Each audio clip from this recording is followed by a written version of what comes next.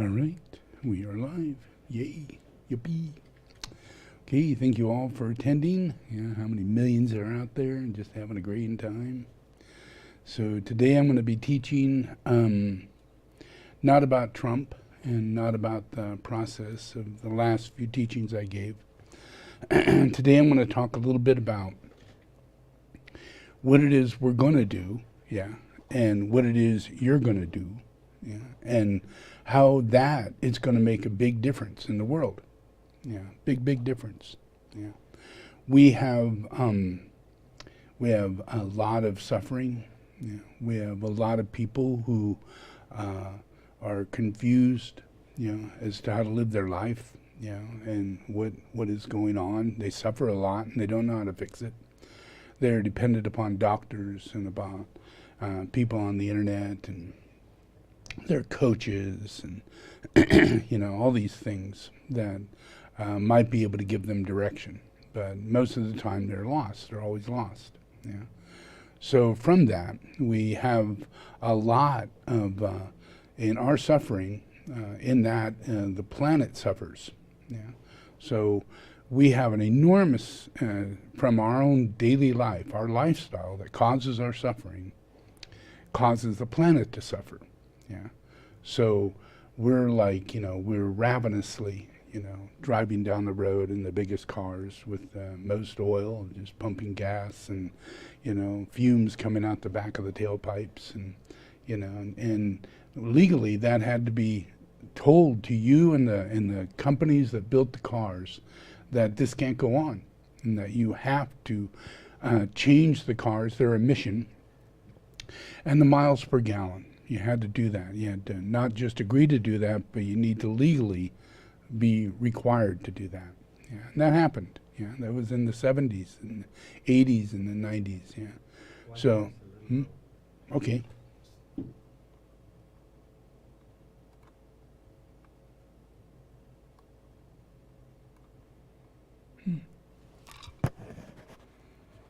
One, two. Yeah, that's better. Okay. So that process, which is, we're really, if we kept going this way, if we didn't change that back in the 70s and we didn't start driving Nissans and Toyotas and smaller cars and make the choice of getting 30 miles to the gallon simultaneously, putting out much less fumes, and watching LA go from dark gray to light gray to almost clear every once in a while, which was an impossibility, when I was there, when back in the 50s, when the buildings were gray, when the freeway and all the highways and everything had enormous black soot, all over them. It's horrifying. And then you would see oil wells pumping up and down, up and down, up and down, everywhere you went. Now, you ride your bike to school, you'd be seeing oil wells on the side of the road, no matter where you went. Long Beach, Santa Monica, anywhere in the outskirts of LA. It was oil wells, and the ground was filled with oil. You'd walk on the ground, and there'd be oil on the ground, sticky, tarry oil, so that, it was terrible, and people had the worst eating habits, and they all drank and they all smoked and they all caroused around, they went bar hopping at night, till about 2 a.m. when the bars finally close. So all these lifestyles had to be changed, and that was my focus. I come to deal with it. I lived in it, as everybody around me was that way. So, it was my interest is to fix this. I can see the suffering, and I can see what it's doing to the earth, and I'm not like in an upset state or anything like that. I just see what needs to change, that the things that these people are doing aren't natural. Something is making them do it.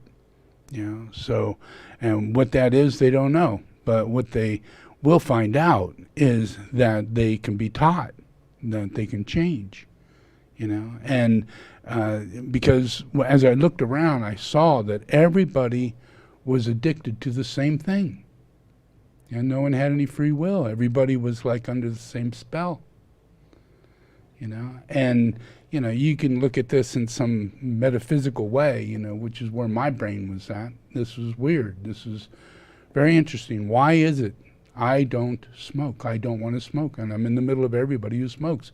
Even when you're 13 years old, you start smoking. When I was in the 1950s, and yet I'd be sitting there, no, I don't want to smoke, and I don't want to drink, and I don't like cussing, and I'd rather say weird things rather than cuss, like monkey nipples, instead of asshole, and make up my own stuff, because none of this is real. We're in a very strange life, and everybody is possessed by the same thing. They're all cursed, everybody. And this has been going on for a long time. You can look back in history, and you'll see civilizations being cursed, and they're all very unhealthy and fat and drinking, and there's never been a real healthy society. Go back to Roman days, you go back to Babylon, you go back to Italy, you go back to England, you go to anywhere, you'll find unhealthiness and disease and all kinds of things. Even if you go back during the time of Egypt, where in your mind in fantasy you might go, oh, these are very high pollutant people, they're pharaohs and stuff, and they got the best bodies, and you see those statues, and you're thinking, that's only because they're only showing you those statues. If you studied archaeology and you studied what was really in those tombs, you'd find fat people. You'd find fat statues, guys with tits, fat tits, because they're fat. And when they got into their tombs, they were filled with fat. Tutankhamun, when you get told a story, you're always told the story of drama and perfection and glory, but that's never the truth. It's really true. Whatever's true is true, but they don't want to show you Tutankhamun as a person who had an incredibly fat ass, and when they got to his gravesite, he had tons of fat on his ass, all over his thighs and his ass and his chest. He had man tits, Tutankhamun, Tutankhamun, and yet you never be told this stuff. You be, in your mind, you're thinking, oh, this is a very slender young pharaoh, died at because of this and that, but you never think that this is a highly obese fat person, who's going through life and not doing very well, and all the pharaohs, all of them, statues of them were of fat people. It was rare cases where they're actually thin. In almost all cases, they were fat. And you'd stick into a fantasy on top of that. Well, they must be healthy. They must be eating well. They must have perfect diets. So when this carries over into our life, because the behavior there is our behavior. And we don't know that their behavior was high in carbohydrates. They loved bread. They loved it. It was the staff of life to them. And when we look back over our stuff and we read books and we read people who say this is what you ought to do and this is that, they go, bread, staff of life. They say that shit because those terms come from our ancestors, and we come from that place. High-minded, pharaoh-like people of Egypt, people of Greece, people of Rome. So that's our history. But we don't have a real image of that history. We don't, all of our archaeology doesn't tell us that the pharaohs were fat. I got to drink some water. There's a lot of information.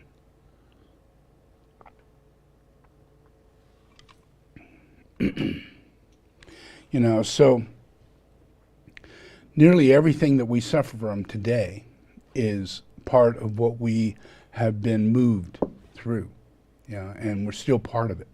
It's like having a bad habit and we can't get rid of it, and it's a cultural habit, And we have a strong belief system that we need and should eat grain. We need rice if we're from China or Asia. We need grain and noodles and shit like that if we're from Italy or Europe. And if we're from America, we need corn, or we need, things of that nature. All these grains and different high sucrose and high, carb things. And it's mainly because we have really never developed as a healthy nation, as a healthy group of people. There's not a lot known from it. So let me show you a couple things that happened in society in our process. Here we're in the 1920s or 30s, and we have experience with, we're trying to figure out, should people diet in certain ways? What would happen? And is meat really bad for you? Is fat bad for you? Is that what's given us all these heart attacks we have? All these people dying of heart attacks. So people will come out and say, well, I think it's from the meat, the fat, all that stuff. So we gotta watch out for that. We shouldn't do that.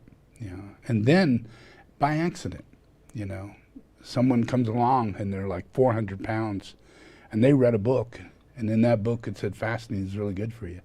You ought to fast, you ought to try it. It's good for dieting, good for losing weight, very safe.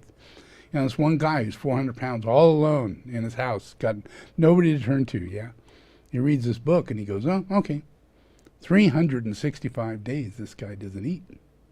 All alone, goes to his doctor. Doctor says, whoa, wait, no, you can't do that. So he goes back home, continues fasting. Goes on for 365 days, but through the whole thing, he's being told, no, you shouldn't do that. You're going to die. But he's getting smaller, he's getting skinnier. And after a while, the doctors start taking note. Okay, how are you? Let's check your blood pressure. Hey, you're actually doing pretty good. You're healthy. You have no symptoms. And then he gets led to this group that actually studied. They had a group of people, 400 or 500 or so people that they put into a study and gave them a moderation diet where they normally would eat 2,500 calories a day on an average day, and then they'd say, okay, you can only eat 1,200 calories, and you, being smaller, can only eat 1,000 calories, and it'd be good food, but food, what we thought was good, like bread and pasta and those things, cereals, so let me show you that.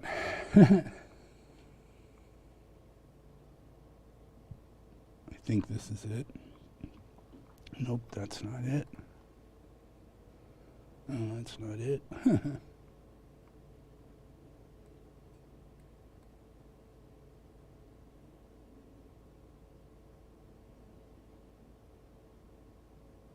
Oh, this must be it. Yeah, I think this is it. So anyway, this is about the process of them trying to work out the differences to what's better. Is it better for you to eat a low amount of calories, and lose weight, and try and reduce all your symptoms, or is it better to fast? No one actually thinks it's better not to eat at all. It's either lower your calories, and in which way do you lower your calories? No one thinks that's not. Then this guy just jumps in there and read a book, and does that, for 300 and some odd days. So this is their effect.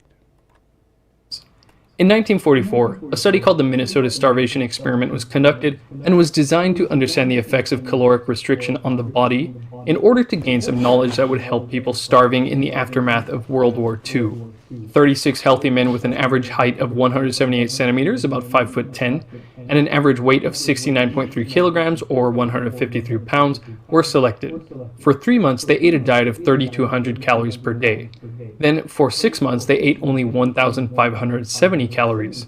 However, caloric intake was adjusted to attempt to have the men lose 1.1 kilograms per week, meaning some men got less than 1,000 calories per day. The foods given were high in carbohydrates, things like potatoes, turnips, bread, and macaroni. Meat and dairy products were rarely given. During the 6 months, the men experienced profound physical and psychological changes. Everyone complained that they were too cold. One subject talked about having to wear a sweater in July on a sunny day. the subject's body temperatures dropped to an average of 95.8 degrees Fahrenheit. Physical endurance dropped by half, and strength showed a 21% decrease. The men experienced a complete lack of interest in everything except for food, which they were obsessed with. They were plagued with constant and intense hunger. There were several cases of neurotic behavior like hoarding cookbooks and utensils. 2 participants had to be cut from the experiment because they admitted to stealing and eating several raw turnips, and taking scraps of food from garbage cans. At first, the participants were allowed to chew gum, until some of the men began chewing up to 40 packages a day. Now, compare all this to the case of Angus Barbieri, a Scottish man who in 1965 fasted for over 380 days straight. That is, he took in no food whatsoever, nothing but water, black coffee, and straight tea for just over a year. He lost 276 pounds, going from 456 pounds to 180. A case report published by the Dundee University Department of Medicine in 1973 said, "The patient remained symptom-free, felt well, and walked about normally." And prolonged fasting in this patient had no ill effects. There were no complaints of mind-numbing hunger, and he kept the weight off. For several years, his weight stayed around 196 pounds. In 1944, a study called the Minnesota Starvation. So that's kind of important, just to kind of help you through this, because this could take 100 years, because this could take 1,000 years, evolution amongst billions of people, saving their souls, saving themselves. So it's difficult when you have a lot of misinformation being put out there, and we haven't gone through the cycle yet of the proof of how to live life, and how safe it is to do the things that I'm talking about, like skip sports, skip football, skip baseball. All that will happen. It's all going to happen. But some of the biggest things that need to happen, the biggest things, is your understanding of food. That food is prasadam. Now, how am I going to get you to that? That you need to get through a whole bunch of stuff, and one of the first things you need to do is that while you're eating, you need to be doing the right thing. It's not praying or doing something like that, but it's what you're eating, and your understanding of yourself in relationship to food. It's really very different than what you conceive, because food is not as important to you as you think it is. It does not give you sustenance. It does, but not in the way you know, because you're 99% spiritual. You get your sustenance from within. Your body is made in a holy way, and you have to unlock those things through yoga. And part of yoga is fasting. It's not aligning to the desire body at all. It's aligning to emptiness, and emptiness would be fasting. And when you get there, you find you're full, and you keep getting fuller, and you build your body from this inner sustenance. And science will show you that I'm telling you the truth. That you build all these things. You make your own carbohydrates if you need them. Hormones, if you need them, you make them. If you don't make vitamin D, you'll get it because you just walk outside. You'll have the natural common sense, your intuition, but first you got to get this together. If you're eating wrong, and then you're trying to diet, you're going to become stupider. Because it's the symptom of the diet. It leaves you in a foggy brain, and you do not have more consciousness, you have less during the time of dieting. And people diet all the time. And then when they're not dieting, they're eating badly, and they're drinking, and they're smoking, and they're consuming very toxic things. And then we don't know that we're consuming toxic things because we have no idea food can be toxic, really toxic. We have no idea. But, that while we're fasting, what happens is that we stop eating, right? We're not taking any food in. Yeah? So the body starts releasing those toxins. And it starts taking the toxins out of your stored fat. It does it naturally.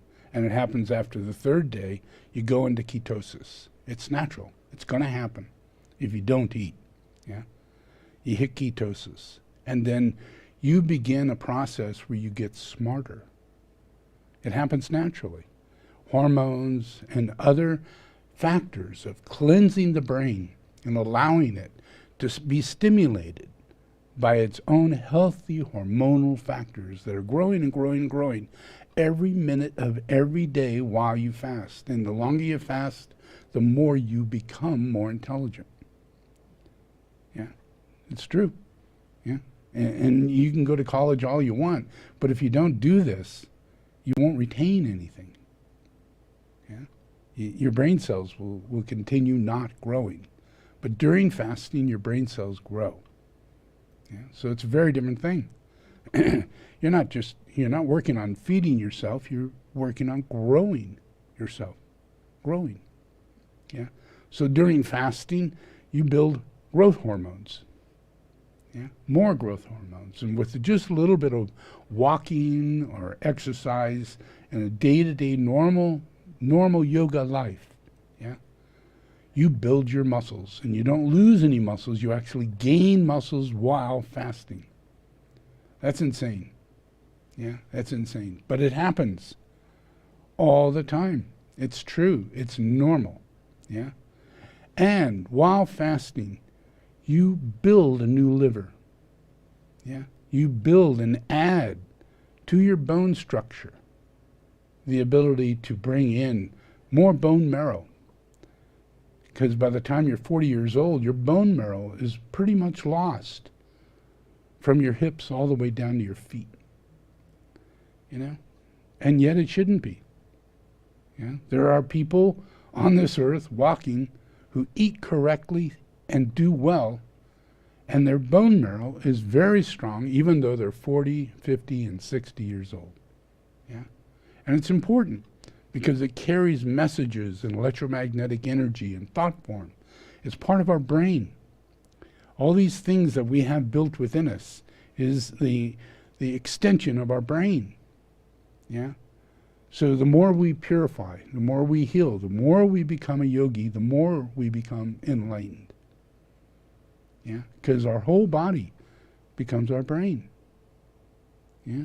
We don't use just what we think is a brain. We find out our intestines is a brain.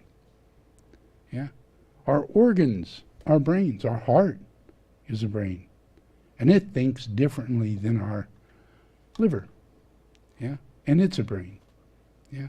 All these things, if cleansed and working correctly, add to our brain and give us enlightenment. And people can call them chakras, or they can call them whatever you want to call them. But they're our physical being. It's part of our physical being. But it's the spiritual side of it. And you never get to know it until you begin fasting. Yeah? You can read about it, you can talk about it, and you can say, oh, I attained that in my past lives. I was, that was it. And it's not about being a breatharian, because you'll die as a breatharian. You have a point to where you must eat. Yeah? And then you break your fast. And you go back into eating. And you would generally only eat once a day. Yeah? Totally sustain you. Yeah? Maintain all your weight and everything, gain weight, give you strength. And then you'd feel like, I'm gonna fast again. For maybe 3 days, 4 days, 5 days, once a month.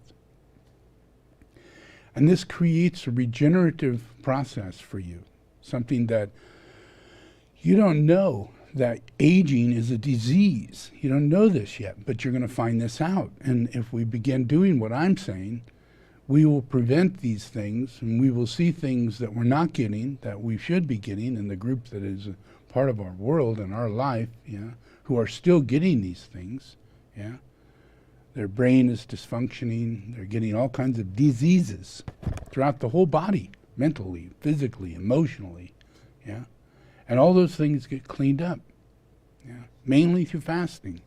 Yeah, and then when you go back on the food, you go into a diet that makes sure that you're in a keto state, so that you're not burning carbohydrates and sugar and things like that. Okay? You're burning fat. So you can eat nicely. You can enjoy yourself, and you'll be drawn to eat that nice steak, or have 2 or 3 avocados if you feel like it, because your senses and your instincts will tell you what to do. It'll be very natural. Yeah, and your limit of what you're going to want is going to be so in a small way, like nuts and certain types of fruit, and no grains, just really interesting food that is very specific in all that you need. So you'd sprout and you grow vegetables and you grow your seedlings and all that. So the type of farming that we would have to do if we move into this yoga, which we're going to do, it's our nature.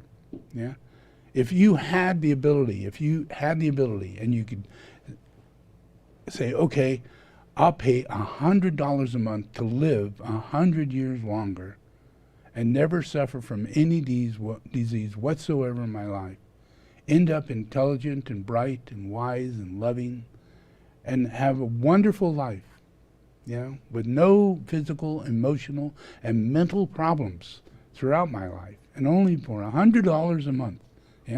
But that $100 a month keeps you in a state of agreement that you will live like this. Your food comes and you eat and you do these things, and you live through it. That's only a way to help people get into it. Here, now it's $100 a month. But in the truth, in the future, it won't be anything. It'll be our own common sense. We don't need the incentive of joining something in order to stay strong and do the right thing. But as time comes along, we will do things like that. We'll buy apps and we'll do, buy books, and we'll try and buy certain types of food and things of that in order to help us get through this. But I'm telling you, it's much simpler than you can imagine. Much simpler. And the outcome, imagine, we get rid of diabetes. We get rid of obesity. We get rid of all the senility aspects of old age. We get rid of mental illness, where all the hormones are just all in many different directions, and we have no idea that that's why we're this way. That's why we're having these experiences. But once these things balance out, all of a sudden we don't have those symptoms anymore. So all those things that right now, we have to put a lot of time and energy to fix or find out why. Why are we suffering this way? What is going on in this way? Geez, I got diabetes. How am I ever going to get on a diet? What diet should I get on? So where I come from, this is the foundation of everything. Everything, is understanding that we're yogis. Understanding that we're yogis. It's so important because it's the only truth you're ever going to find out. You may go, well, this may be a truth or that may be a truth, But the biggest truth that exists is that God exists, God created you, God is a yogi. God holds everything intact through yoga. And God's yoga is our way of living, how we live, how we express ourselves. So it's all built into our system. We're all in the same boat. We all can come out in the same outcome. And when we do that, here right now we have cities that are so big and polluting everything. They're the biggest parasites on planet Earth, is cities.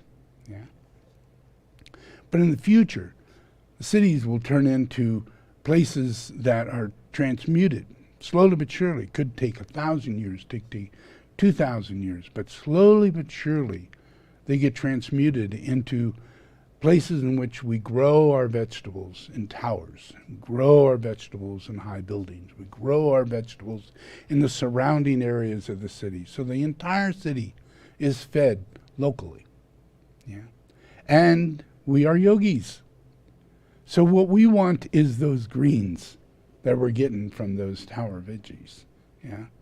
We're not so interested in the wheat or the rice and all that stuff, because long ago we found out that those things are really unhealthy for us. Yeah. And we've changed our diet. We're eating things that are moderate, like healthy greens and sprouts and seeds and things of that nature. Yeah. And the type and amount of meat that we eat in a week is like 6 ounces a day, you know? And that gives us all of our vitamin B12. And we're eating eggs. That gives us enormous amount of our vitamins. Yeah? And because we're fasting and we're living light and we're only eating 1 meal a day, these nutrients actually are taken in. They're absorbed. Yeah? And that means that we are not in a position to where we have to go to the grocery store at all times. Yeah? Where we have to buy all these sundries and all these different things and then think, what kind of cereal should I drink and what kind of drink should I drink and what kind of, all these mass-produced products, canned products and pre-made products and all these different things. As our time as yogis come about, and here we are, we're eating 1 meal a day and we're fasting, at least a week out of a month,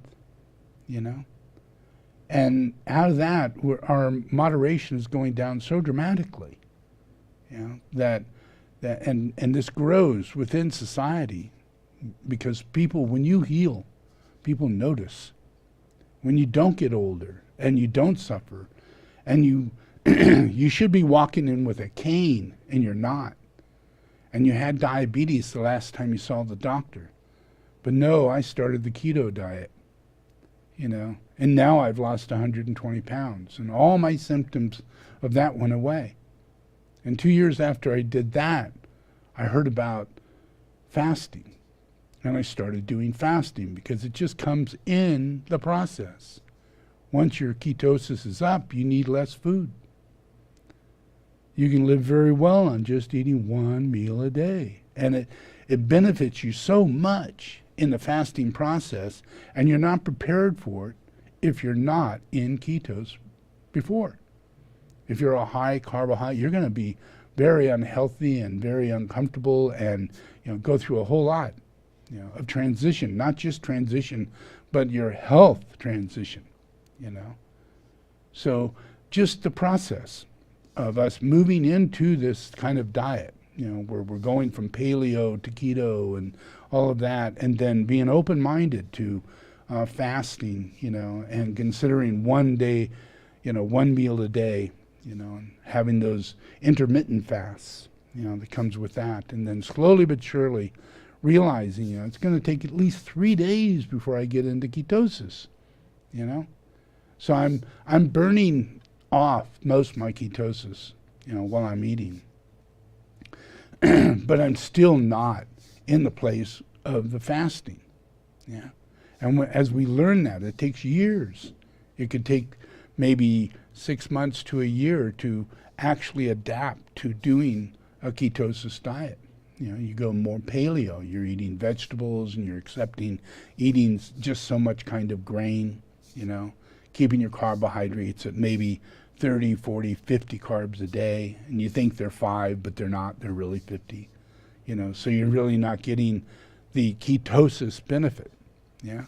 So it takes quite a while for the adapting process of the person to move through and actually reach a lifestyle of ketosis. Yeah. So it's more common for it to take 2 years to go from a paleo lifestyle to a ketose lifestyle. Yeah. And then after that, it moves into fasting. And that immediately moves you quicker into your daily 1 meal a day kind of diet. And this is normal. Every single person out there could go through this process, live through this process. Doesn't matter if you're overweight, it doesn't matter if you're extremely skinny, doesn't matter what your situation is. Yeah, we all have impurities. Yeah, and we don't have the right relationship to our organs, our glands, and our hormones. Yeah. So it's through the fasting and eating meat and eating oils and eating the things that it takes in order to trigger our hormones to function the way they're meant to be. Yeah. And keeping it really light. You know, that begins giving us a productive way of growing. You know, we don't know how to grow yet, but we have a productive way of growing. Yeah.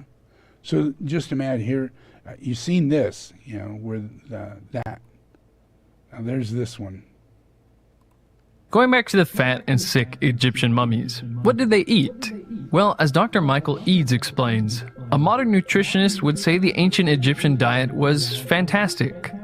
The basic ancient Egyptian diet had some plant oils, they also fished and ate some fowl and had the occasional serving of red meat, but the diet was mostly carbohydrates, primarily bread. They also had fruits, vegetables, and honey. As explained in a paper in the Journal of Egyptian Archaeology, the most important food of the Egyptians was bread. In fact, the Egyptians were nicknamed artophagoi, which means eaters of bread. You can find several figurines depicting people grinding wheat, as well as art depicting people harvesting wheat or preparing bread. Egyptians with their bread-based diet were essentially following the 1991 USDA food pyramid. Some people have argued that, well, it was only the rich who could afford to be mummified or have statues of their fat selves made, and only the rich could afford to buy and eat many saturated fat containing animal foods. So that's why the mummies had heart disease. However, scientists have a really interesting way to determine what ancient people ate, called stable isotope analysis. By looking at how much of an isotope of nitrogen, called nitrogen-15, is in the bones of a person or animal, and then comparing that to the nitrogen-15 content of plants in the area, they can tell whether an animal or person's diet had more meat or more plants in it. Dr. Eads explains that this kind of stable isotope analysis found that the Egyptians got only 29 to 19% of their protein from animal sources. Not only was most of their protein coming from plants, but their diet as a whole was mostly grains and plants, which means very little saturated fat. The researchers described it as being close to a lacto-ovo-vegetarian diet. And as this paper explains, there was a surprising lack of difference in the stable isotope composition between social classes, meaning that everyone, rich or poor, was generally eating a high-carb, low-saturated fat diet. Yep. And we haven't changed much. Yeah. You know, so this is one of the biggest things that humanity will go through, and up to now, until we find the truth, yeah, we go from do to do to do to do, and then all of a sudden we get into the keto, and a lot of people start doing it, and we found that Atkins worked, we found that low carb worked, and those were some of the best diets that kept us going. Yeah, and people wanted to keep moving along that way, knowing that, you know, it's better really to keep the carbs down, you know, but then worried that, you know, so what do I do with fat? You know, do I just keep the calories down and focus on low carb and low calories? You know, and as we could see, that just makes you sick.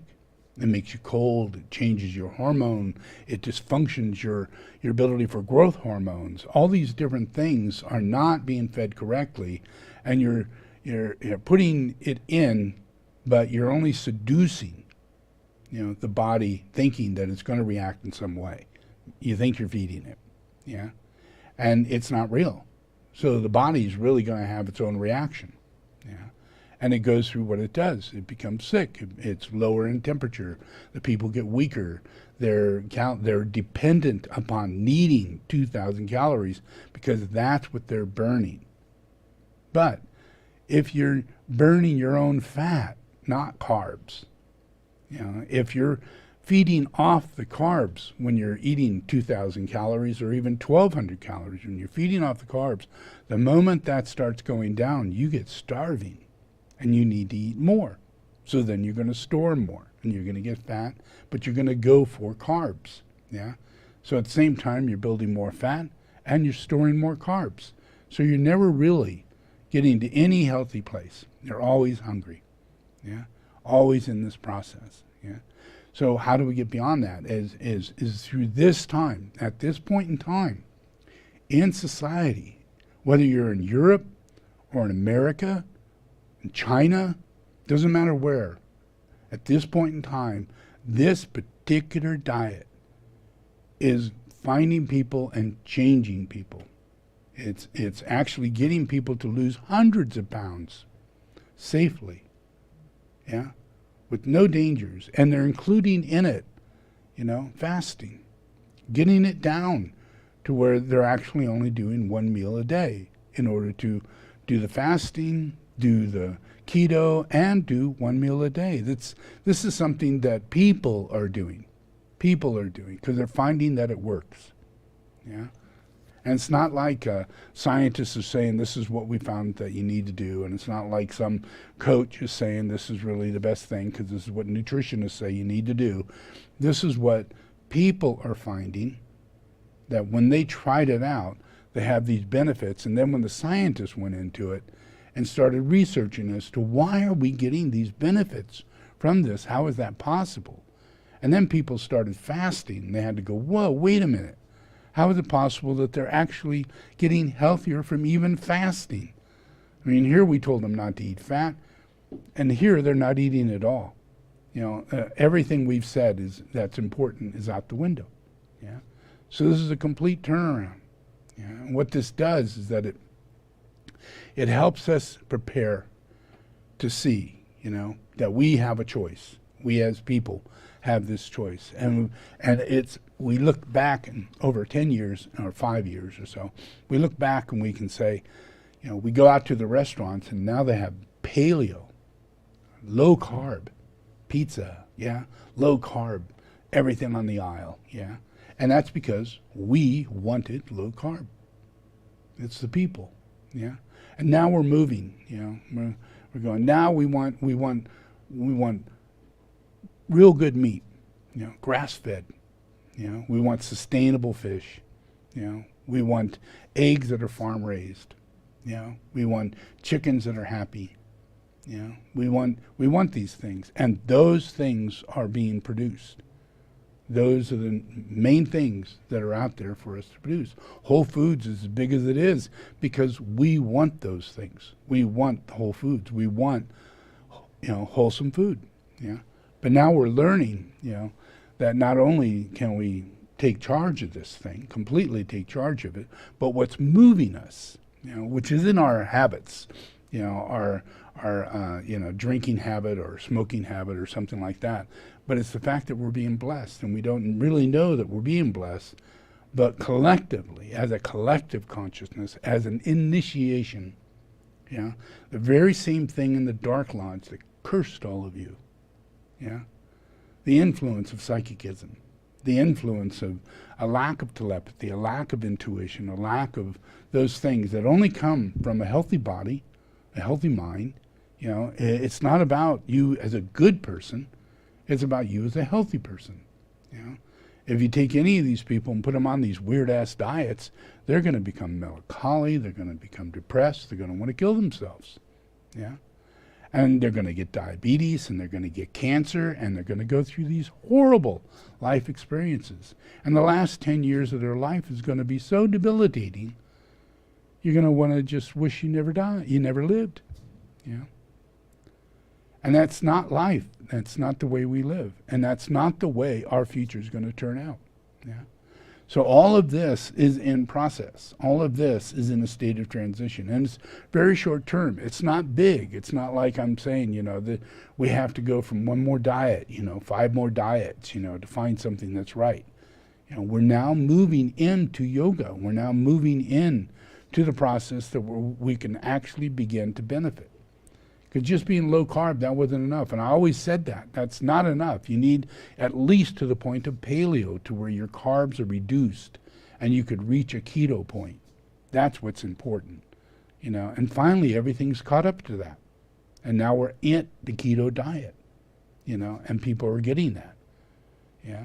And then the last thing that I would say was, privately amongst anybody that I knew, is that personally, I don't feel I need to eat. I feel I'm a person who doesn't eat. That's who I am as a person. But I can't say that for you. But that is who I am. Is that I rarely eat. Actually, really rarely eat. And that in nature is part of our enlightened nature. It becomes very natural. You find after you've fasted for the first 3 days, you're not hungry at all. After the first 2 days, you lose your hunger completely. By the third day, now you're in ketosis. Yeah. So your brain changes and you feel more happier and you're benefiting. Yeah. And by the time you get to the 20th day, which is an extremely long time, you think that's like, I'm going to die. You're thinking, anybody should die by not eating. But in reality, this whole other process moves in and triggers into the person the reality of, do I need food? You have no interest, you're not hungry. Yeah. You're not thinking, wow, I'd love a breakfast, or, after a cycle of time, it all fades away. It just fades away. Yeah. So my experience is that after doing a 20-day fast or so, come off of it, it is an interesting thing. You just go, it's really weird, that's how prasadam becomes what it is. Yeah. Because you don't need to eat. But you do it as an offering because God moves you to eat, gives you hunger. Yeah. And you get a sense of what it is you're hungry for. And you start thinking about it and you start feeling it. Yeah. And you come off your fast. And it moves like that. Yeah. And like this one guy, he went 365 days because God just felt he needed to do that, But when I do it, I get maybe 10 days, 15 days, 20 days, and then, whatever it is, 5 days, whatever it is. Okay, it's done. It's not a set thing as to how long you do it.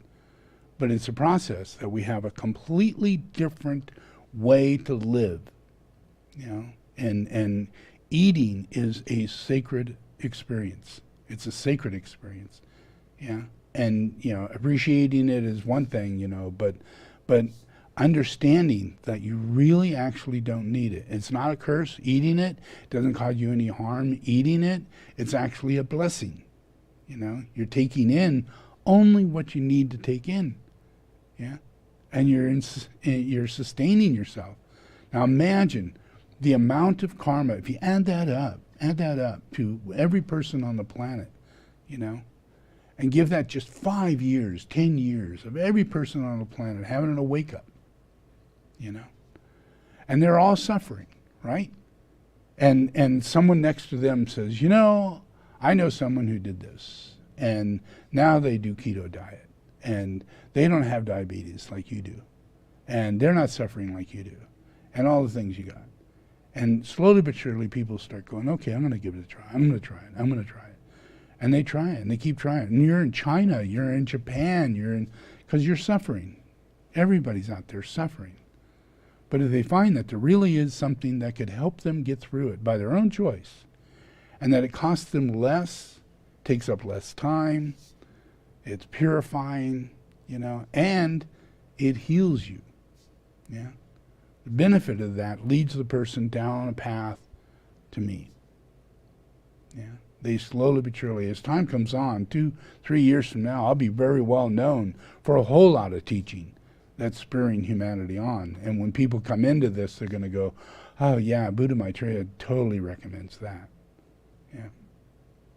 Because that's just our natural lifestyle.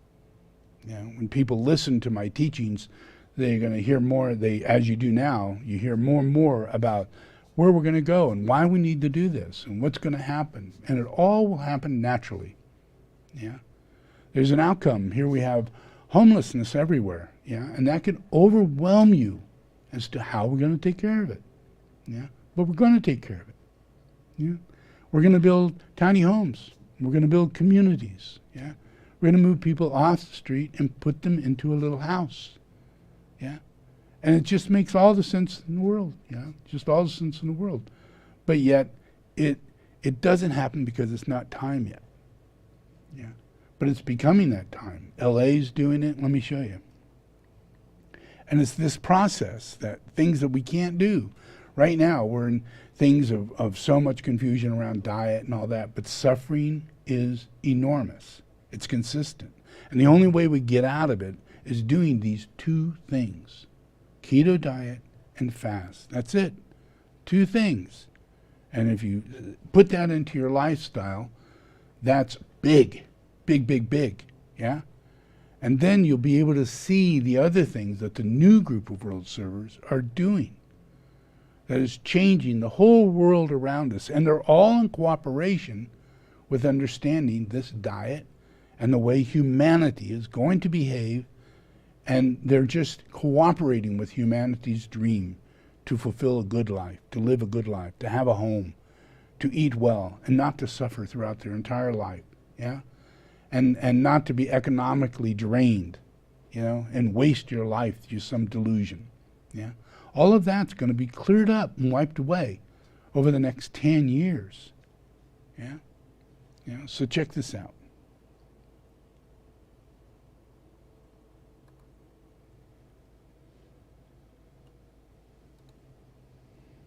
Kimball Musk, brother of Elon Musk and co-founder of Square Roots, that has a shipping container farm in Brooklyn. And under the streets of London, there is a shelter that has been converted into an underground farm. There are tiny farms under Michelin star restaurants in New York City, and a Tokyo office building which has its own rice paddy field in the lobby. This is a look at why there is big money being invested into bringing the future of farming into cities.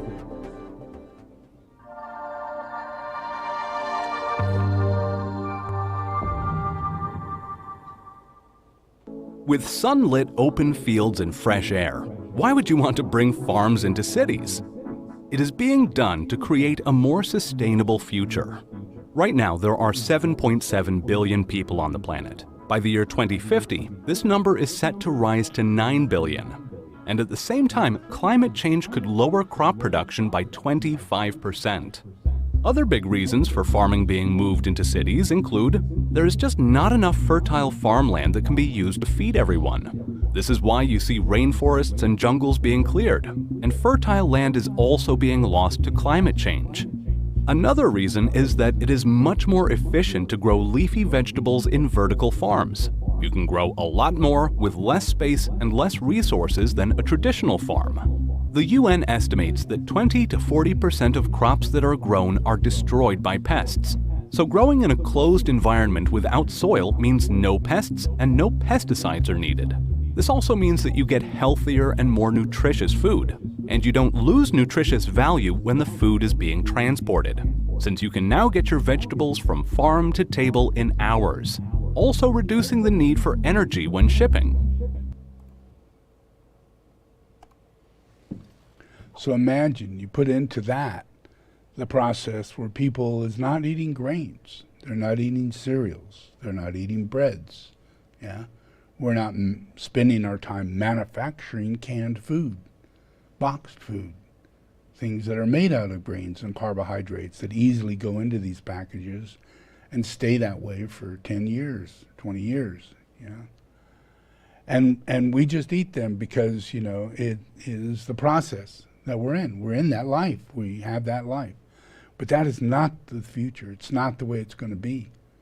Yeah, you're going to have the vegetables, because we're not in a situation where, you know, we're desiring to have all these things, you know, and as we don't do that, simultaneously, the new group of world servers is focusing economically on facilitating this whole new industry, you know, the making of these new garden structures that are in buildings or on top of buildings and high-rise and towers and or underground. You know, all of this is being done in ways that it's not focused on the fact that we're going to be harvesting grains.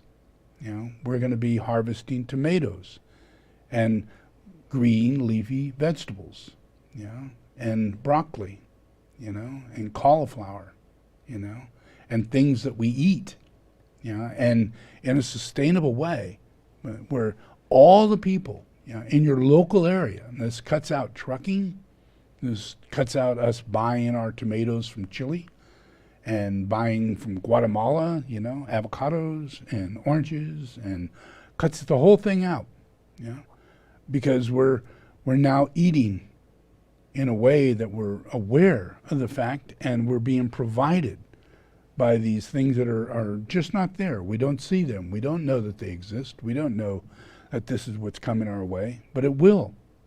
It'll become our life. Right now, we just have trucks moving around all over the place, moving vegetables and foods everywhere, and it takes 3 weeks to a month for a vegetable to get to your table, and it's nearly dead. So they have to make sure when they grow the vegetable, it's for its length of time it would be able to exist during travel, not healthiness. Not the fact that they want to bring you the healthiest vegetable or fruit or lettuce.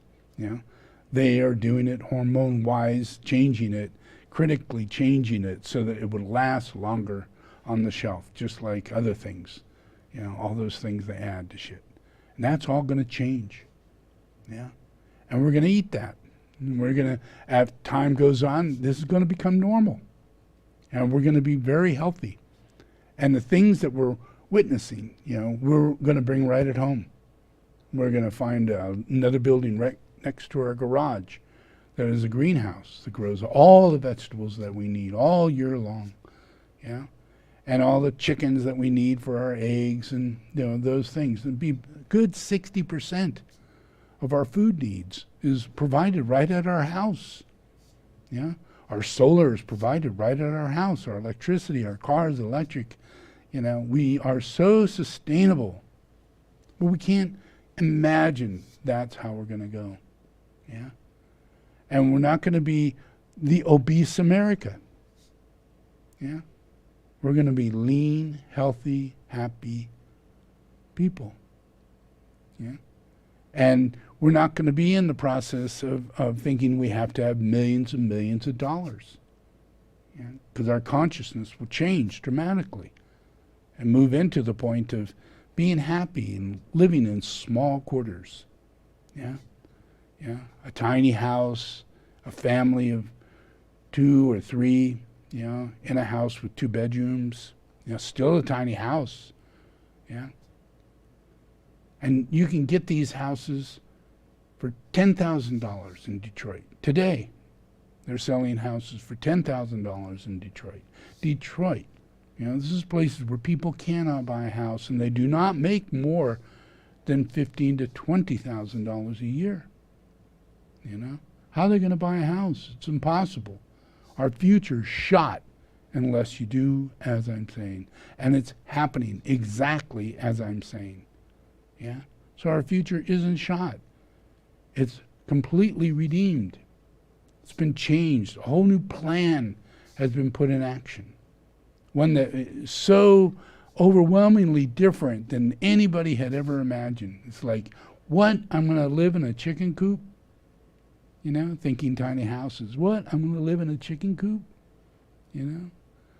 But 15, 20 years from now, our culture and our identity and our knowing neighbors and living and seeing community change, we're never going to think like that again. We'll be very happy and very understanding. People imagine, let me show you this.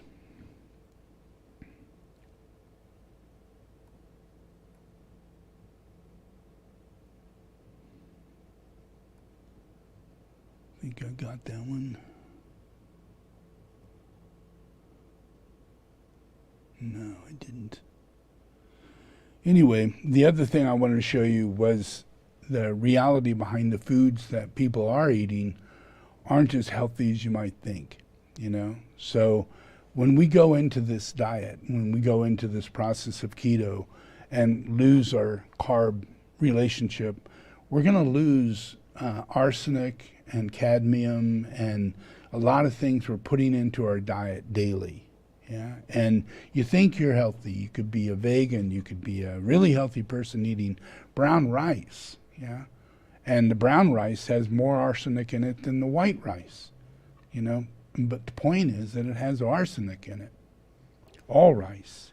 Yeah, and that rice is given to babies, you know, as baby meal. You know, and it's extremely high because it's white rice and it's really high type of rice that they buy, cheap rice, you know. It's not necessarily non-GMO or anything like that. It's just rice, yeah. And in it has very high arsenic, and that arsenic is one of the biggest problems we have in our system. Yeah, I'm a homeopath, so when we teach, we have these 12 nosodes, yeah, and those are things that are inside of humanity over time that have become the most natural things, like salt, yeah, that's called natmir, phosphorus, you know, and different things, sodium, silica, you know, all these different things that are found in homeopathics. You know, even arsenic is one of those nosodes, and the reason for that is because it has been through our culture for a long period of time and causes us so much unhealthiness in naturalness. From the time of birth to the time we die, we have all these unhealthy symptoms like diabetes, you know, and heart problems, and mental illness, yeah, disease of the liver, a breakdown of the kidneys, nervousness breakdown throughout the system, a lack of circulation throughout the body, coldness in your hands, coldness in your feet. All those are symptoms of arsenic poisoning. Arsenic poisoning, yeah. You know, so it wasn't until, you know, a period of time doctors figured out, oh my God, you know, arsenic poisoning, you know, because people literally used arsenic to poison people, and they had to investigate what caused this death, and they found out it was arsenic, and these are the symptoms, black nails, all this kind of stuff comes with it, you know, so that they can immediately go, and this person's been poisoned. You know, you've seen it in TV, you know, this person's been poisoned, you know. So there's telltale signs. And one of the big ones was arsenic, because it was so often and easy. Very small amount, this small amount, very, very, very small amount put into a person's food would kill you within the hour. Kill you within the hour, yeah. So small amounts, really small amounts, this is what happens to you if you have very small amounts, like a cup of rice, yeah, and eat that 2 or 3 times a week, thinking you're eating really good, you know. And then you choose brown rice because you heard that that's the healthiest rice you can get. So I'm eating a bunch of brown rice now, you know, and come to find out it's not really that good for you.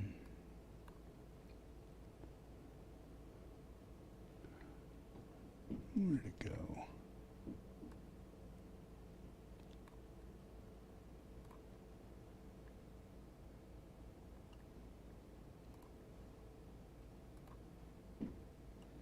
That's like the weight of a tenth of a paperclip. But there's also chronic arsenic poisoning, where even a dose 10,000 times as small can be harmful if you're exposed day after day for years at a time. Chief among the concerns is cancer. Arsenic is classified as a Class 1 carcinogen. That's the highest level. Things known to cause cancer in humans, alongside stuff like asbestos, cigarette smoke, formaldehyde, plutonium, processed meat, consumption of bacon, ham, hot dogs, and lunch meat. So arsenic is pretty bad stuff, implicated in tens of thousands or even hundreds of thousands of cancer cases worldwide every year. Of course, cancer is just our number 2 killer. What about heart disease? Long-term exposure to low to moderate arsenic levels was also found associated with cardiovascular disease incidence and mortality, meaning heart attacks and strokes. Arsenic is also considered an immunotoxicant, meaning toxic to our immune system. How do we know that? Well, there's a virus called varicella, which is what causes chickenpox the first time we get it. Our immune system is able to stamp it down, but not stamp it out. The virus retreats into our nerve cells, where it lies in wait for our immune function to dip. And when it does, the virus reemerges and causes a disease called shingles. We've all been exposed to the virus, but only about 1 in 3 of us will get shingles because our immune system is able to keep it at bay. But as we get older or immunosuppressed, the virus can slip its muzzle, like if you're given arsenic chemotherapy. Shingles is a common side effect because the arsenic drugs not only kill the cancer, but also some of your immune cells too. But that's at high doses. Might even low doses of arsenic, like the kind we're exposed to in our daily diet, impact our immune function? We didn't know until this study, in which thousands of Americans had the levels of arsenic in their urine tested, along with their level of antivirus antibodies, and indeed, the more arsenic they had flowing through their bodies, the lower their defenses.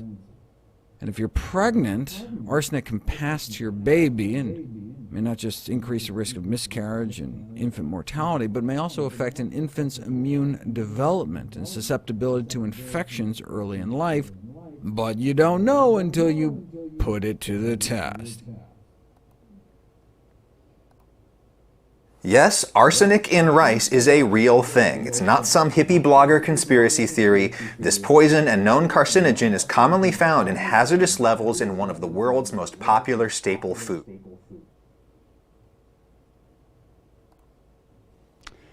And that's a fact. Yep. That was a quick one. Not a lot of info on that. Figured you didn't need it. If you just got that much, that's enough. Okay. But just imagine if you take this moderation in and trust that, if you eat eggs, and in the egg yolk is a lot of the vitamins that you think you're going to get from carrots and a lot of other things. Yeah, like vitamin A and all these different, a whole list of things. You think you have to be eating all these different vegetables and fruits and things in order to get that. Yeah, but in truth, you get it out of the egg yolk. Yeah, and that egg yolk, if you eat 2 or 3 of those things a day, imagine how much you are putting into your system. And if you're eating it in the form of the egg yolk, if you take in vitamin A, then you don't have to assimilate it, or vitamin D. You don't have to break it down in the way for it to be assimilated. Yeah, like in some cases when you take vitamin D, it has to be then assimilated in a certain way for it to actually be effective. But in this case, you eat that. You eat those nutrients and they go directly into your system. Yeah. So this form of eating, this form of diet, when you get into it, you're just going to find that nutritionally, it has these benefits. Nutritionally, it brings about change. Yeah, but one of the biggest things is like right now we have the this whole process with coronavirus. Well, with arsenic and everything, you can tell if you've got arsenic or any other things that are breaking down your immune system. Then you're more susceptible, if you do get the coronavirus, of getting the worst symptoms that come with the coronavirus. Yeah. But they found that if even just you have a high amount of vitamin D in your system, if you are taking it and you have a high amount, you have very likely not going to have any severe symptoms from the coronavirus, even if you're 60 years and above. Yeah. But what they found when they tested people, that people who are 60 years and above have an extremely low vitamin D. Yeah, because they're not taking it, and they're not eating eggs, because they're trying to control a diet kind of thing, not too much fat, not this and that. So their vitamin D is not being assimilated the way it needs to be. So those people are much more susceptible to getting a really bad case. Yeah, so this is what they said about vitamin D.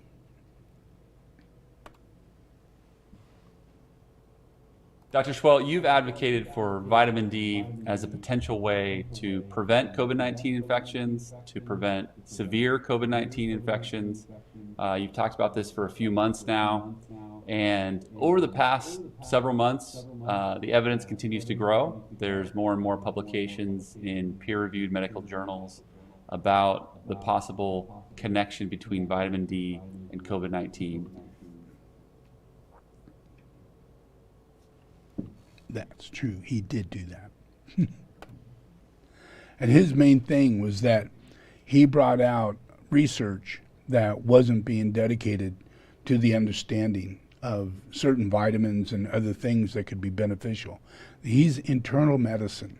Yeah, he's not a doctor of chiropractics or a nutritionist or anything like that.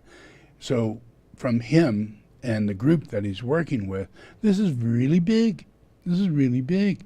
When they're seeing something like vitamin D having a real positive effect on keeping people from getting 75%.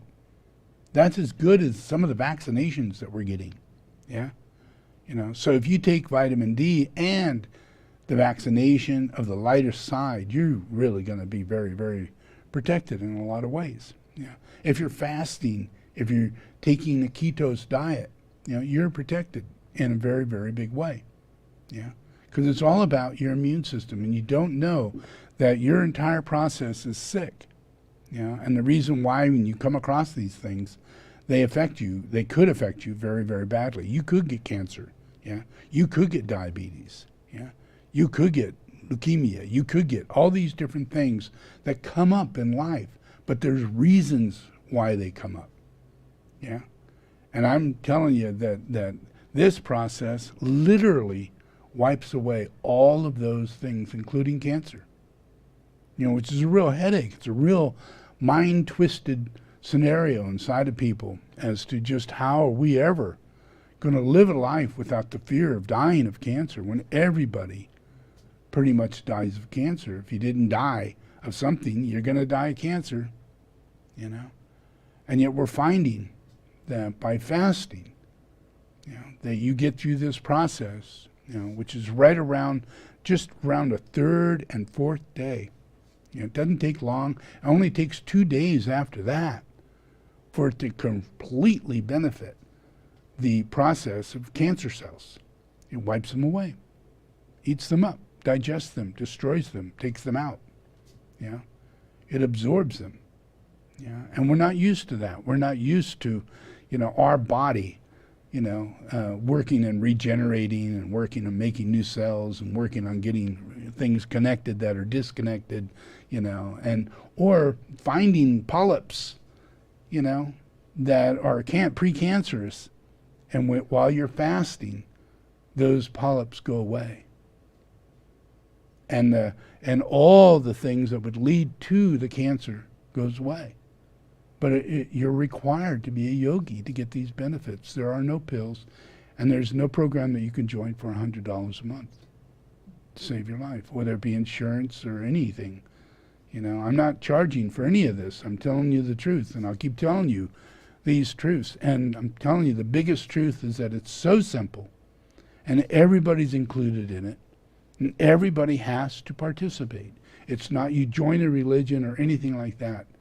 It's just that you need to participate in this process in order to help everybody, whether you're a child or an old person, you know, whatever age you are, you know, the process of understanding that we're yogis and we need to move through this world as yogis, whether it be in moderation in the house that we live in or the kind of food that we're going to eat and the reasoning behind that. You know, I don't need that much. Kind of find out you don't, you know, but you don't really know that. And it's not all about the linear side of knowing something. It's when you practice something that really does work, you know, then it facilitates a whole list of things that will be taken out, because you don't know what causes suffering. And my thing is that I'm here to counteract what it is that causes your suffering. So I have to point out what it is that is the suffering, like arsenic, you know, and the fact that You know, we're eating too many carbohydrates, and we're worried about fat, and we're worried about, you know, so I have to illustrate, you know, this is really a safe thing. This is an unsafe thing, yeah? And that leads us into the world, you know, where everybody's kind of figured it out, you know? And then when you go into that world, it becomes very, very palatable for you and everyone, no matter who you're talking to. You don't have to say, you know, do soul therapy and you'll be all right. Mainly help a person with their diet. Yeah, that's the main thing. I always do. I always say, what are you eating? What do you eat? What do you eat? You know, what do you consume? Yeah, you know. So all of that is part and parcel of where we're going in the future. Yeah, it's an outcome that humanity will have to benefit from. Yeah, and the only way we benefit from it is when we realize that this is where we're going. Yeah, and it's not about, you know, we have to go there and we have to picket and tell people, you know, like go be vegan or go be a Christian, you know. But this is about, you know, if you want to lose weight, there's only one safe way to do it. Yeah. If you want to stop your diabetes, there actually is only one safe way to do it.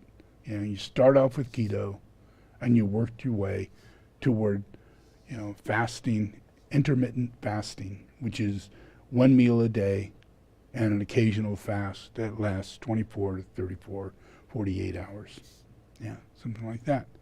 And those begin major benefits. They will heal 80% of the problems you've got going on, 80%. And if you do the extended fasting, you'll heal your future problems and many deep internal problems that you don't know exist. They can't exist because you're building light inside you, you know, during your fast, and you have no idea that you're a yogi, and that yogi is at work, you know. Healer, heal thyself. All you got to do is follow the program. You know, you're a yogi. Yogi, yogini, yay, yay. So that was it with exposure of arsenic, and let's see. I think that was the last one. Oh yeah, I wanted to show you, you know Logan Tuku. Yeah, Logan Tuku is, he's an extremely high being, yeah, and he's in a state of recapitulation to where he is the disciple, the main disciple to Maitreya and Tara, yeah. He has been throughout history. He's historically known in Tibetan Buddhism as the person who created the first Tara, manifested in form, you know, and made a temple in order to place that Tara, which has now thousands of Taras in it, yeah. And then at his own village, the form of Maitreya became materialized out of a great big rock. And over a 20 or 30 year period of time, that rock transformed into a statue of Maitreya.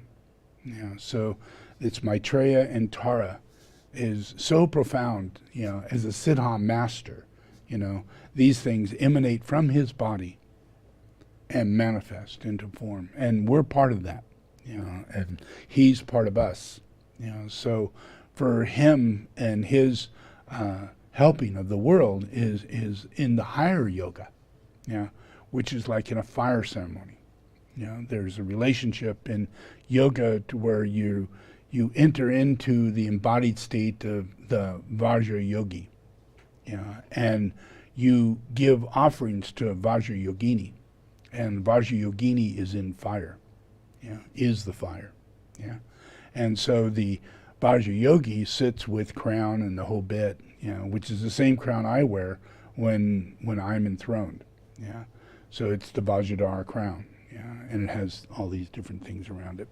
Yeah, but here's a video of him doing a fire ceremony in his ceremonial clothes. It's pretty cool.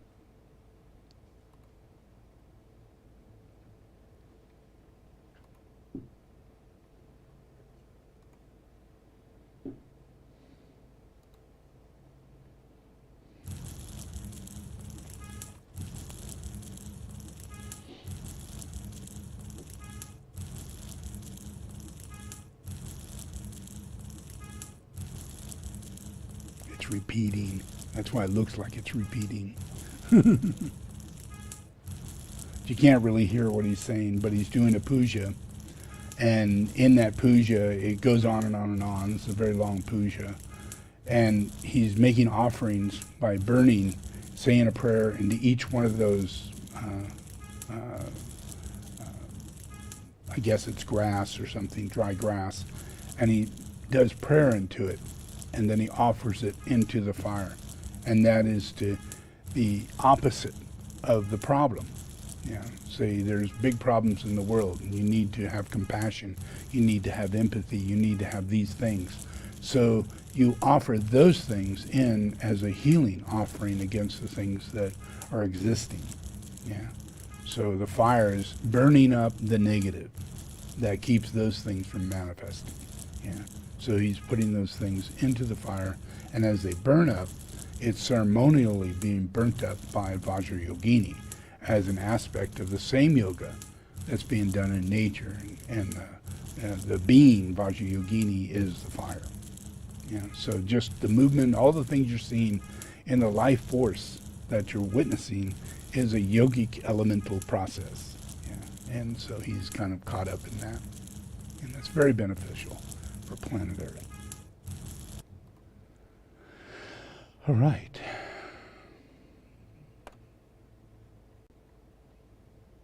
Okay, so now we will pray.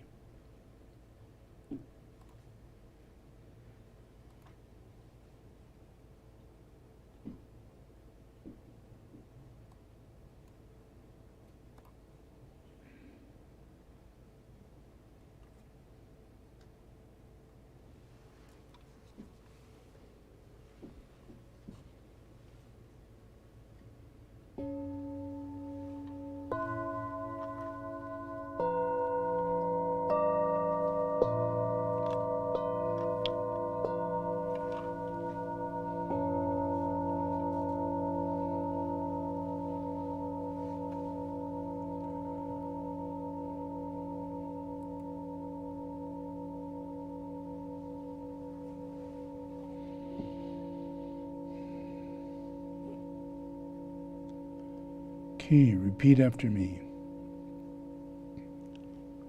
Lord Jesus the Christ, thank you for bringing me here. Lord Jesus the Christ, I open my heart today. I invite you to come inside. Lord Jesus the Christ, come save my life. Receive me today as a child of God. Forgive all my sins and write my name in the book of life. I give myself to you, my spirit, my soul, my body.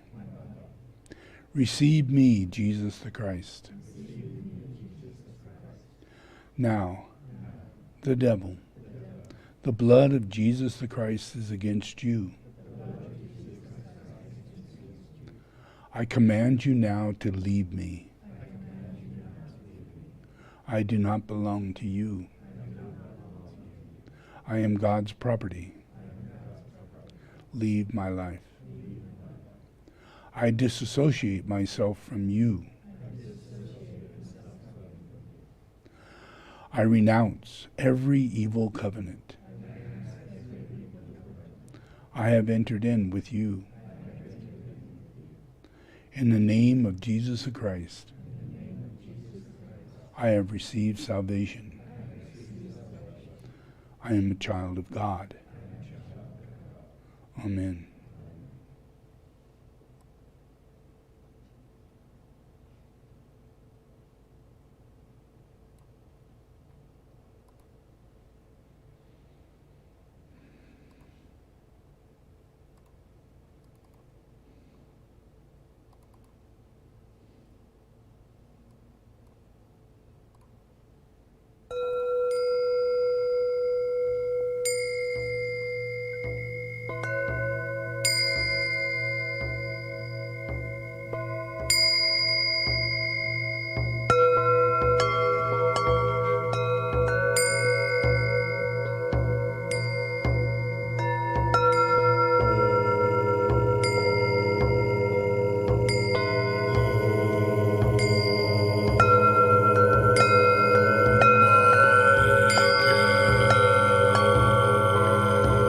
the forces of light bring illumination to mankind. Let the spirit of peace be spread abroad. May humanity of goodwill everywhere meet in a spirit of cooperation. May forgiveness on the part of all mankind be the keynote at this time. Let power attend the efforts of the great ones. So let it be, and help us do our part.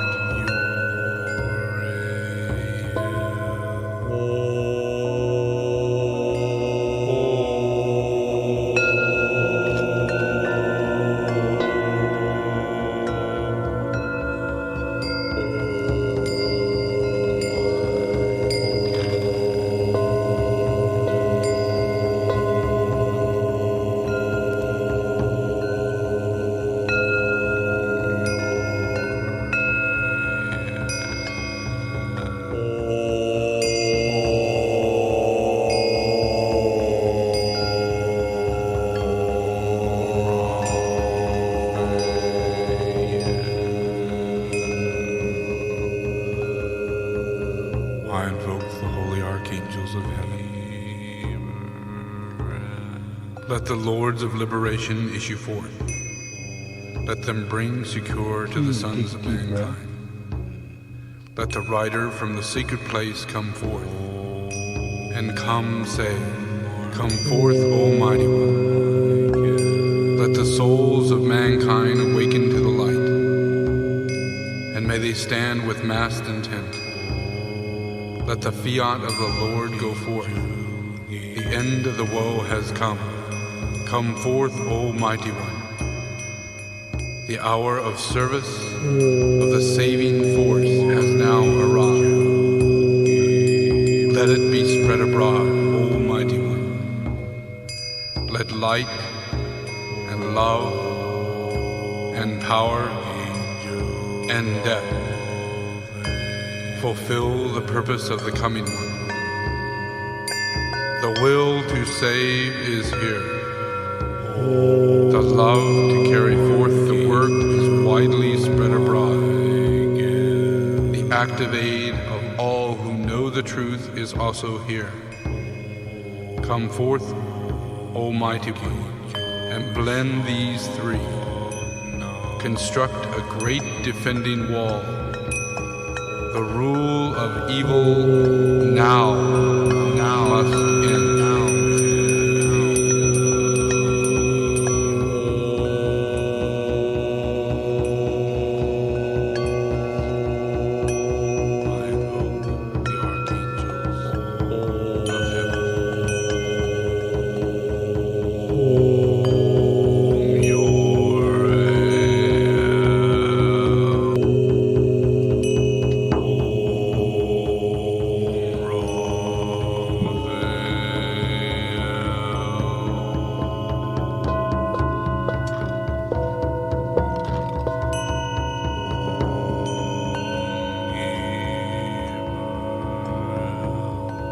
From the point of light within the mind of God, let light stream forth into the minds of mankind.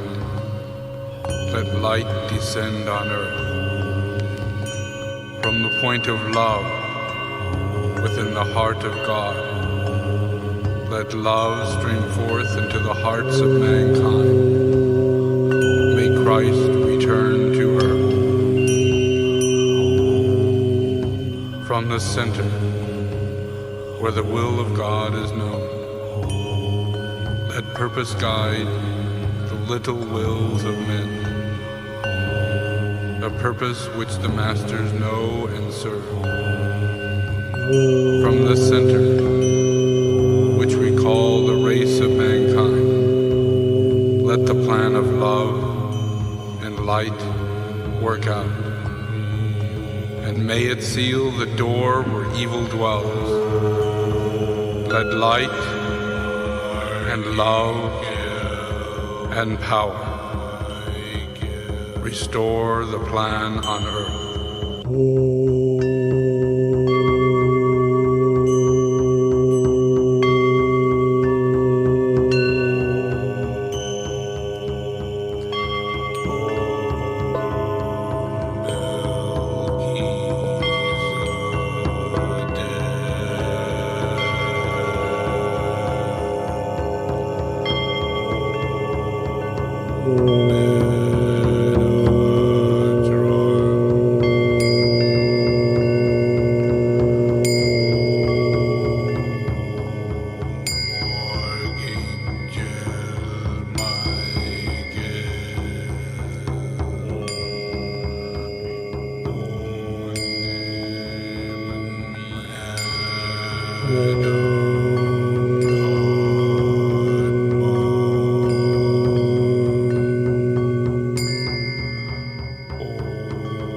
The sons of men are one, and I am one with them. I seek to love, not hate.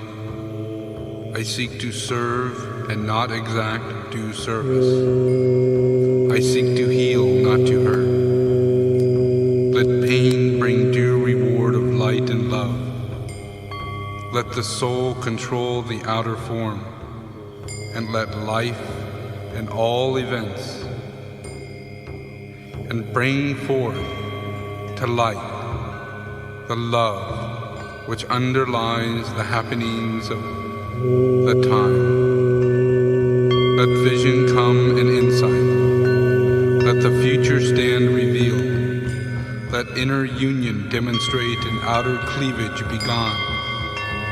Let love prevail. Let all mankind love.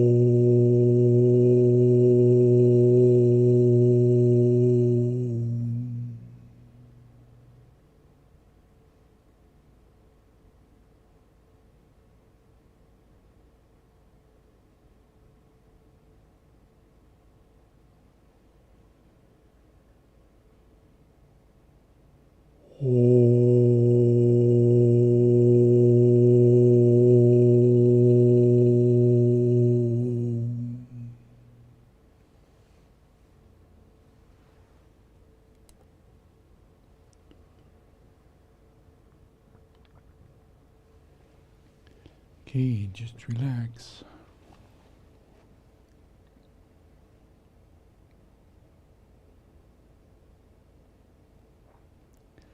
Okay, you can open your eyes. Ooh.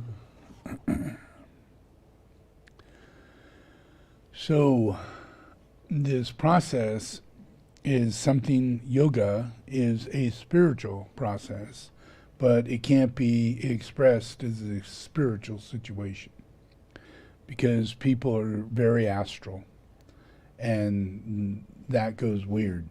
Yeah. So this is a process of cleansing and healing. Yeah. And then in that process, you go through, oh, I'm going to fast because these are the benefits and I can heal myself. And that's just amazing, you know. And, you know, I'd rather not take pills, you know, things like that. So this is going to go well. This is going to move very easily for people. But there are, like now we have the coronavirus and we need people to wear masks and we need people to do the right thing. And it'd be very nice if people took the vaccine and we took it in a herd vaccine way so everybody had the vaccine. And that way we have any opportunity for the vaccine not to have an effect and for literally for the coronavirus to end. And all the multiple viruses that would then come up from it because you didn't take the vaccine and you become a host for that, then that is not good. So that building that host potentiality of creating more and more of these viruses of different forms that are in people because they're not taking a vaccine and they are susceptible to getting it and being it for it to grow in them and for it to be then distributed as that process grows. That's normal. That is what goes on, you know, and we're in that, you know. So for all of us to take this vaccine, we're all going to benefit. The whole world is going to benefit. So, but we still are in a left-hand spin, very linear, crazy-ass world. And we got some real crazy people out there saying some real crazy things, you know. People left over from the Trump period, the QAnon and all that. And then you have your Conway West, you know, and his nutty-ass behavior is telling everybody, don't take the virus because it has a chip in it, and it is the beast of 666, and it's the, you know, you're going to get the mark of the beast, you know, and you're not going to get into heaven if you take it. And you'll always be in league with the beast from that point on. You know, hey, not good, you know, heck of a thing to tell people. When here we are trying to save people and help people, but yet this whole thing keeps coming in because these are the people who are of the left-hand path, who are in league in that kind of evil conspiracy level of glamour, you know, so they think shit like that, you know, because shit like that happens in their world, you know, where they're ripping people off and they marry a Kardashian and he steals from all of humanity and does what he does, thinking that he's an artist, where in reality he's just ripping people off and lying people and under delusions of grandeur and getting away with it and causing enormous harm in people's lives. Yeah, and this is another big one. You know, so this hit the news and checking how they're putting this out. As President Biden's COVID-19 vaccine effort ramps up, religious-based conspiracy theories surrounding the vaccinations are exploding on social media. Some creators have been posting dramatic videos where they make false claims about the vaccine containing microchips or ingredients associated with the devil. Others often refer to masks and vaccines as an indication of a biblical symbol called the mark of the beast. Social media platforms have been able to ban a lot of this content, but it's become increasingly more difficult to enforce. Yep. Impossible to enforce. Yeah, it is what it is. You know, so it's really about, you know, Conway West is going to be exercised. Yeah, and he's being exercised, and Trump is being exercised, and everybody's getting exercised, and the demons that are, you know, just going blithering crazy right now, making up as much shit as they possibly can over normal shit, you know, and they're twisting it and turning it in order to create fear and more conspiracy, keeping us from going into the light and telling us that the light is the darkness. You know, it's, you know, don't get anywhere near it.